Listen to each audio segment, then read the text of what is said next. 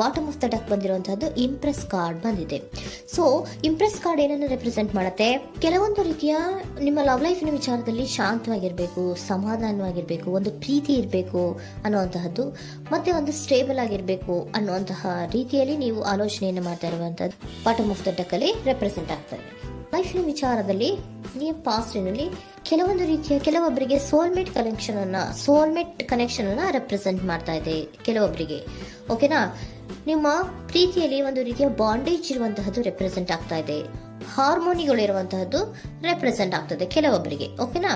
ಮತ್ತೆ ಕೆಲವೊಬ್ಬರಿಗೆ ನಿಮ್ಮ ಲವ್ ಲೈಫ್ ನ ವಿಚಾರದಲ್ಲಿ ಥರ್ಡ್ ಪಾರ್ಟಿ ಸಿಚುಯೇಷನ್ ಅನ್ನ ರೆಪ್ರೆಸೆಂಟ್ ಆಗ್ತಾ ಇದೆ. ಓಕೆನಾ? ಥರ್ಡ್ ಪಾರ್ಟಿ ಸಿಚುಯೇಷನ್ಸ್ ಅನ್ನ ರೆಪ್ರೆಸೆಂಟ್ ಮಾಡ್ತದೆ ನಿಯರ್ ಪಾಸ್ಟಿನಲ್ಲಿ ನಿಮಗೆ.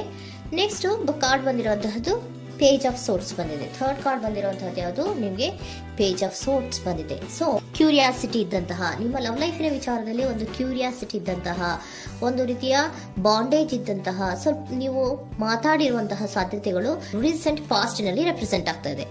ಸೊ ನಿಮ್ಮ ಲವ್ ಲೈಫಿನ ವಿಚಾರವಾಗಿ ಒಂದು ರೀತಿಯ ಬಾಂಡೇಜ್ ಇರುವಂತಹದ್ದು, ನೀವು ಕೆಲವೊಬ್ಬರಿಗೆ ಥರ್ಡ್ ಪಾರ್ಟಿ ಸಿಚುಯೇಷನ್ ಮತ್ತೆ ಕೆಲವೊಬ್ಬರಿಗೆ ಸೋಲ್ಮೇಟ್ ಕನೆಕ್ಷನ್ ಅನ್ನ ರೆಪ್ರೆಸೆಂಟ್ ಮಾಡ್ತಾ ಇದೆ.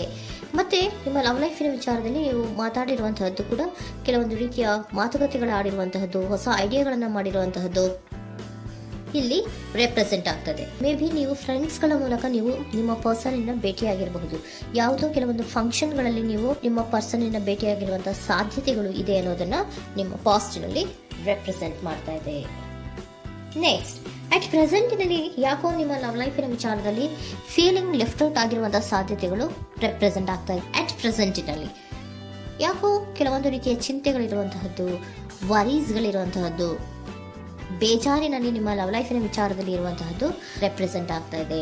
ಯಾಕೆ ಅಂದ್ರೆ ನಿಮ್ಮ ಲವ್ ಲೈಫಿನ ವಿಚಾರವಾಗಿ ಕೆಲವೊಂದು ರೀತಿಯ ಬದಲಾವಣೆಗಳಾಗ್ತಾ ಇರುವಂತಹದ್ದು ರೆಪ್ರೆಸೆಂಟ್ ಆಗ್ತಾ ಇದೆ. ಯಾಕೋ ಕೆಲವೊಂದು ಚೇಂಜಸ್ಗಳಾಗ್ತಾ ಇರೋದ್ರಿಂದ ನೀವು ಬೇಜಾರಿನಲ್ಲಿ ಇರುವಂತಹದ್ದು. ನಿಮ್ಮ ಲವ್ ಲೈಫಿನ ವಿಚಾರವಾಗಿ ಯಾಕೋ ಪರಿಸ್ಥಿತಿಗಳು ಅಷ್ಟು ಚೆನ್ನಾಗಿಲ್ಲದೆ ಇರುವಂತಹದ್ದು ರೆಪ್ರೆಸೆಂಟ್ ಆಗ್ತಾ ಇದೆ. ಯಾಕೋ ಕೆಲವು ಬದಲಾವಣೆಗಳು, ಚೇಂಜಸ್ಗಳು ಆವಾಗಿಂದ ಆವಾಗಲೇ ಆಗ್ತಾ ಇರುವಂತಹದ್ರಿಂದ ನಿಮಗೆ ಬೇಜಾರಾಗಿರುವಂತಹದ್ದು ರೆಪ್ರೆಸೆಂಟ್ ಆಗ್ತಾ ಇರೋದು. ಮತ್ತೆ ಥರ್ಡ್ ಕಾರ್ಡ್ ಬಂದಿರುವಂತಹದ್ದು ಕ್ವೀನ್ ಆಫ್ ವ್ಯಾಂಡ್ಸ್ ಬಂದಿದೆ. ಸೊ ಕ್ವೀನ್ ಆಫ್ ವ್ಯಾಂಡ್ಸ್ ಏನಕ್ಕೆ ನಿಮಗೆ ಪದೇ ಪದೇ ಚೇಂಜಸ್ಗಳಾಗ್ತಾ ಇದೆ? ಆ ಚೇಂಜಸ್ಗಳಿಂದ ಯಾಕೋ ಕೆಲವೊಂದು ರೀತಿಯ ವೇರಿಯೇಷನ್ಗಳು ಆಗ್ತಾನೆ ಇರೋದ್ರಿಂದ ನಿಮಗೆ ಬೇಜಾರಾಗ್ತಾ ಇದೆ. ಸೊ ಅದಕ್ಕೋಸ್ಕರ ನೀವೇನ್ ಮಾಡ್ತೀರಾ? ಬಹಳ ಧೈರ್ಯವಾಗಿ ಕೆಲವೊಂದು ನಿರ್ಣಯಗಳನ್ನ ಮಾಡುವಂತಹ ಸಾಧ್ಯತೆಗಳು ಅಟ್ ಪ್ರೆಸೆಂಟ್ ನಲ್ಲಿ ರೆಪ್ರೆಸೆಂಟ್ ಆಗ್ತಾ ಇದೆ. ಬಹಳಷ್ಟು ಧೈರ್ಯದಿಂದ ಇಂಡಿಪೆಂಡೆಂಟ್ ಆಗಿ ಕೆಲವೊಂದು ನಿರ್ಣಯಗಳನ್ನ ಮಾಡಬೇಕು ಅನ್ನುವಂತಹ ಆಲೋಚನೆಗಳನ್ನ ಮಾಡ್ತಾ ಇರುವಂತಹದ್ದು ರೆಪ್ರೆಸೆಂಟ್ ಆಗ್ತಾ ಇದೆ. ಯಾಕೆ ಅಂದ್ರೆ ಆವಾಗಿಂದ ಅವಾಗೆ ನಿಮ್ಮ ಲವ್ ಲೈಫಿನ ವಿಚಾರದಲ್ಲಿ ತುಂಬಾ ಏರುಪೇರುಗಳಾಗ್ತಾ ಇರೋದ್ರಿಂದ ಆ ವಿಚಾರದಲ್ಲಿ ಸ್ವಲ್ಪ ಬೇಜಾರುಗಳು ಇರುವಂತದ್ದು ರೆಪ್ರೆಸೆಂಟ್ ಆಗ್ತದೆ. ಇನ್ ಇಮಿಡಿಯೇಟ್ ಫ್ಯೂಚರಿನಲ್ಲಿ ಯಾಕೋ ನೀವು ಕೆಲವೊಂದು ವಿಚಾರಗಳಲ್ಲಿ ನೋಡಿ ಆತಂಕ ಪಡ್ತಾ ಇರುವಂತಹ, ಎಗೇನ್ ಬೇಜಾರನ್ನ ಪಡ್ತಾ ಇರುವಂತಹದ್ದು, ನಿದ್ರಾಹೀನತೆಯನ್ನ ಮಾಡ್ಕೋತಾ ಇರುವಂತಹದ್ದು, ಸ್ಟ್ರೆಸ್ಸಿನಲ್ಲಿ ಇರುವಂತಹದ್ದು ರೆಪ್ರೆಸೆಂಟ್ ಆಗ್ತಾ ಇದೆ. ಕೆಲವೊಂದು ನಿರ್ಣಯಗಳನ್ನು ತಗೊಳ್ಳುವಂತಹ ಸ್ಟ್ರೆಸ್ಗಳಲ್ಲಿ ಇರುವಂತಹದ್ದು ಕೆಲವೊಬ್ಬರಿಗೆ ಯಾಕೋ ಇಮಿಡಿಯೇಟ್ ಫ್ಯೂಚರ್ ನಲ್ಲಿ ಕೂಡ ರೆಪ್ರೆಸೆಂಟ್ ಆಗ್ತಾ ಇದೆ. ಆದ್ರೆ ಫ್ಯೂಚರ್ ನಲ್ಲಿ ನೀವು ಏನ್ ಮಾಡ್ಬೇಕಾಗಿತ್ತು? ಸೊ ಕ್ವಿಕ್ ಥಿಂಕಿಂಗ್ ಅನ್ನ ಮಾಡ್ಬೇಕಾಗಿತ್ತು. ಕೆಲವು ವಿಚಾರಗಳ ಬಗ್ಗೆ ನೀವು ಫೋಕಸ್ ಅನ್ನ ಮಾಡ್ಬೇಕಾಗಿತ್ತು. ಏನಾಗ್ತಾ ಇದೆ ನಮ್ಮ ಲವ್ ಲೈಫಿನ ವಿಚಾರದಲ್ಲಿ ಅನ್ನೋದನ್ನ ಫೋಕಸ್ ಅನ್ನ ಮಾಡಿದ್ರೆ ನಿಮ್ಮ ಲವ್ ಲೈಫಿನ ವಿಚಾರದಲ್ಲಿ ಕೆಲವೊಂದು ರೀತಿಯ ಫುಲ್ಫಿಲ್ಮೆಂಟ್ಗಳು, ಸಮಾಧಾನಗಳು, ಖುಷಿಗಳು ಇರುತ್ತೆ. ಯಾವಾಗ ನೀವು ಫೋಕಸ್ ಅನ್ನ ಮಾಡೋದಿಲ್ವೋ ಆಗ ನಿಮ್ಗೆ ಮತ್ತಷ್ಟು ಆತಂಕಗಳು, ಬೇಜಾರುಗಳು ಆಗುವಂತ ಸಾಧ್ಯತೆಗಳು ಇದೆ. ಇದು king of swords, nine of ಸೋರ್ಸಿನ ಕ್ಲಾರಿಫಿಕೇಶನ್ ಕಾರ್ಡ್ ಅಷ್ಟೇ. ಅಂದ್ರೆ ಏನು? ನೀವು ಕೆಲವೊಂದು ವಿಚಾರಗಳಲ್ಲಿ ಫೋಕಸ್ ಅನ್ನ ಮಾಡಬೇಕು. ಲವ್ ಲೈಫಿನ ವಿಚಾರಗಳಲ್ಲಿ ಫೋಕಸ್ ಅನ್ನ ಮಾಡಿ ಕೆಲವೊಂದು ರೀತಿಯ ಆಕ್ಷನ್ಸ್ ಗಳನ್ನ ತಗೊಂಡ್ರೆ ಫುಲ್ಫಿಲ್ಮೆಂಟ್ಗಳಾಗುವಂತಹ, ಸಮಾಧಾನಗಳಾಗುವಂತಹ, ಖುಷಿಗಳಾಗುವಂತಹ ಸಾಧ್ಯತೆಗಳು ಇದೆ. ಕರೆಕ್ಟ್ ಆಗಿ ಮಾತಾಡಬೇಕು. ಏನ್ ಮಾತಾಡಬೇಕು ನಿಮ್ಮ ಲವ್ ಲೈಫಿನ ವಿಚಾರವಾಗಿ ಕರೆಕ್ಟ್ ಆಗಿ ಮಾತಾಡಿ ಕೆಲವೊಂದು ರೀತಿಯ ಕ್ಲಿಯರ್ ಥಿಂಕಿಂಗ್ ಅನ್ನ ಮಾಡಿ ಕ್ವಿಕ್ ಆಕ್ಷನ್ಸ್ ಅನ್ನ ತಗೊಳ್ಳುವಂತಹದ್ದು ರೆಪ್ರೆಸೆಂಟ್ ಆಗ್ತಾ ಇದೆ. ಓಕೆನಾ?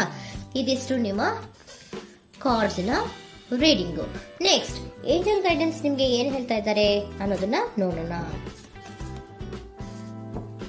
ನಿಮ್ಮ ಲವ್ ಲೈಫಿನ ವಿಚಾರವಾಗಿ ಏಂಜಲ್ ಗೈಡೆನ್ಸ್ ಏನ್ ಕೊಡ್ತಾ ಇದ್ದಾರೆ? ವೇಟ್ ಅಂತ ಹೇಳ್ತಾ ಇದ್ದಾರೆ.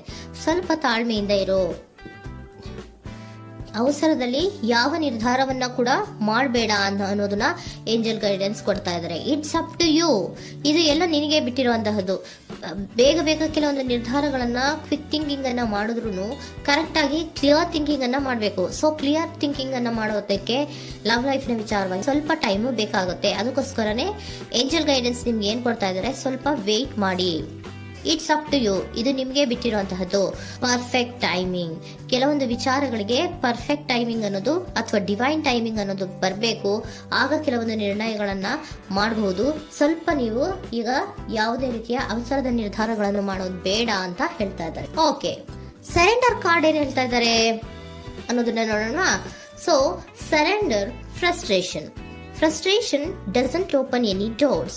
The key to resolving a dilemma, dissolving a block, is to take a breath, center yourself and regroup, so may approach the situation more calmly.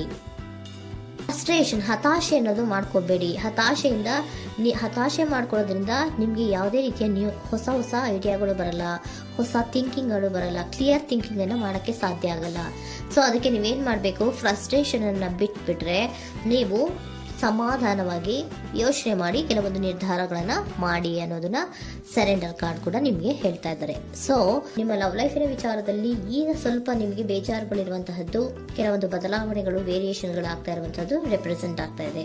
So ನಿಮ್ಮ ಲವ್ ಲೈಫಿನ ವಿಚಾರಕ್ಕೆ ಫ್ಯೂಚರಿನಲ್ಲಿ ಕೆಲವೊಂದು ಆಕ್ಷನ್ಸ್ ಅನ್ನ ತಗೋಬೇಕಾದ್ರೆ ಸ್ವಲ್ಪ ವೇಟ್ ಮಾಡಬೇಕು, ಕ್ಲಿಯರ್ ಆಗಿ ಥಿಂಕ್ ಮಾಡಬೇಕು, ಅದರಲ್ಲೇ ಆಕ್ಷನ್ಸ್ ಅನ್ನ ತಗೋಬೇಕು ಅನ್ನೋದನ್ನ ಹೇಳ್ತಾ ಇದ್ದಾರೆ. ಓಕೆನಾ?